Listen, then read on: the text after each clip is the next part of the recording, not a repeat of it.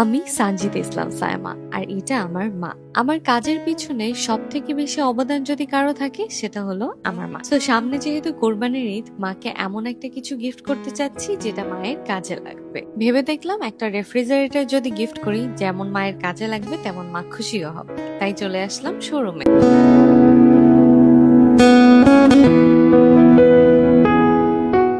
আম্মু, আমার একটা ভালো রেফ্রিজারেটর লাগাবো যাতে আমার বাসাটা সুন্দর থাকে।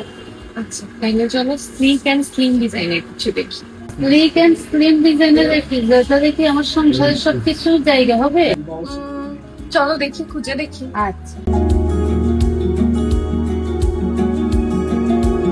স্যামসাং এর এই রেফ্রিজারেটরটা দেখো মা, স্লিক অ্যান্ড স্লিম, আবার ভেতরে দেখো অনেক স্পেস।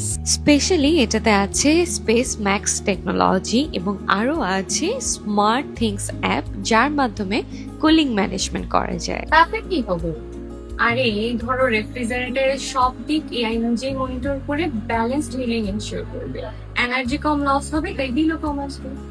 এত কথা বাদ দাও, আমার খাবার ফ্রেশ থাকবে। অবশ্যই থাকবে মা, এর অল অ্যারাউন্ড কুলিং রেফ্রিজারেটরের সব দিকে সমানভাবে ঠান্ডা নিশ্চিত করে, তাই খাবারও ফ্রেশ থাকবে। তাহলে এটাই মনে নাও। এটাই নিয়ে নিব। ওকে, তাহলে এটাই তোমার ঈদের গিফট। খুশি? তো আমি তো আমার মাকে গিফট করে ফেললাম। আসলে ঈদের এত ঝামেলার মধ্যে মাকে একটু রিলিফ দিতে পারাটাই বিগার গিফট। আপনারাও চাইলে এইভাবে মাকে একটু স্পেশাল ফিল করাতে পারেন। আল্লাহ হাফিজ।